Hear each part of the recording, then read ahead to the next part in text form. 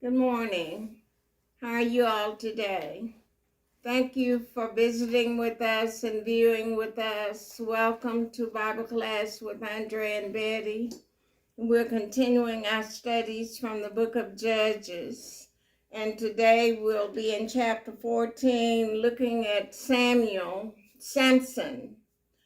beginning his exploits. When I'm talking about exploits, I'm talking about the things that he was able to do when the Spirit of the Lord was upon him. And then he did a lot of big, huge things. But also, if exploits is used as a verb, it means harming or bringing harm to someone else or something. And so Samson is the 13th judge, and he is the son of Manoah and his wife. So chapter 14 begins and says, "And Samson went down to Timnath and saw a woman in Timnath of the daughters of the Philistine." So that was in the Middle East and the country of Judea, but it was inhabited. This Timnath was inhabited by the Philistines. And so the eye gate is the first avenue of temptation when we see something and we covet that something in a way that is not good. I mean, it's good to covet those spiritual gifts, but to covet a woman or lust after a woman or other things is not good. And so he was going by what he saw. He saw this woman. And he came up, verse 2, and told his father and his mother, and said, "I have seen a woman in Timnath of the daughters of the Philistines. Now, therefore, get her for me to wife." So he expected his mother and father to be able to go to these Philistines and just take this woman to be his wife. And so he didn't consider what her situation was or how this would affect his father and mother. He just wanted this woman for himself. Verse 3. Then his father and his mother said unto him, "Is there never a woman among the daughters of thy brethren, or among all my people, that thou goest to take a wife of the uncircumcised Philistines?" And Samson said unto his father, "Get her for me, for she pleases me well." I'm not considering what you're talking about, Father. I want this woman, and you get her for me. Verse 4, but his father and his mother knew not that it was of the Lord, that he sought an occasion against the Philistines. For at that time the Philistines had dominion over Israel. Now, in the sovereign will of God, God knew the end result of everything before it happens. And God wanted to get these Philistines because God know them in a position where they would be defeated. But for many years, they had been oppressing the people of Israel. So then, verse 5, then went Samson down, and notice whenever we're going away from the will of God, we're going down. Then went Samson down, and his father and his mother, to Timnath, and came to the vineyards of Timnath. And behold, a young lion roared against him. Verse 6, and the Spirit of the Lord came mightily upon him, and he rent or tore him as he would have torn a kid. And he had nothing in his hand, but he told not his father or his mother what he had done.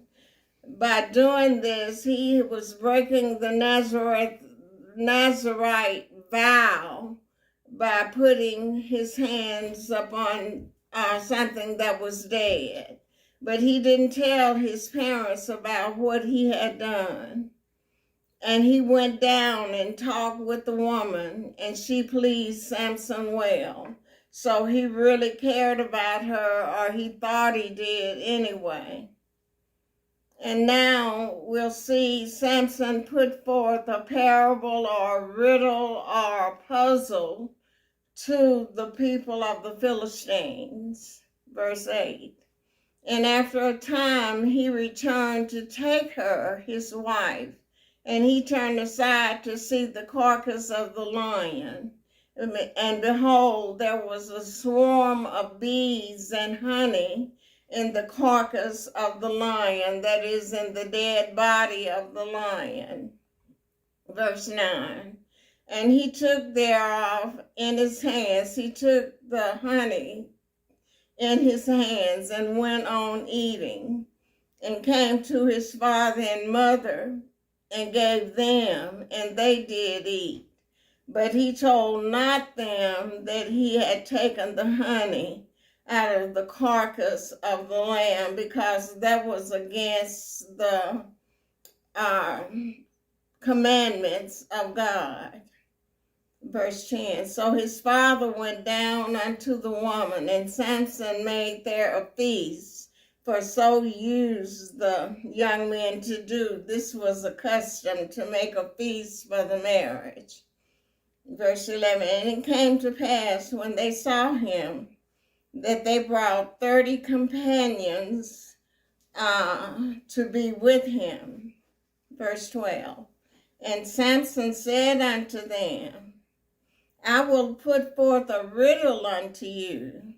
If you can certainly declare it me within the 7 days of the feast, and find it out, then I will give you 30 sheets and 30 change of garments. And that's translated 30 shirts and 30 change of garments. But, verse 13, if you cannot declare it me, then shall you give me 30 sheets and 30 change of garments. And they said unto him, put forth the riddle, that we may hear it. And this is the riddle, verse 14. And he said unto them, out of the eater came forth meat, and out of the strong came forth sweetness. And they could not in 3 days expound or explain the riddle. Verse 15. And it came to pass on the 7th day, that they said unto Samson's wife, entice thy husband, that he may declare unto us the riddle, lest we burn thee and thy father's house with fire. Have you called us to take that we have? Is it not so? Verse 16. And Samson's wife wept before him and said, thou dost but hate me and lovest me not. Thou hast put forth a riddle unto the children of my people, and hast not told it me. And he said unto her, behold, I have not told it my father nor my mother, and shall I tell it thee? So she's playing on his heartstrings. Verse 17. And she wept before him the 7 days while their feast lasted. And it came to pass on the 7th day that he told her, because she lay sore upon him. And she told the riddle to the children of her people. Verse 18. And the men of the city said unto him on the 7th day before the sun went down. This is them answering the riddle. What is sweeter than honey, and what is stronger than a lion? And Samson said unto them, if ye had not plowed with my heifer, ye had not found out my riddle. So he knew that she had manipulated him and they had manipulated her to for him to tell her what the riddle meant. And we'll see as we go through these next couple of chapters how Samson is persuaded by the enticement of women playing on his heartstring. Verse 19.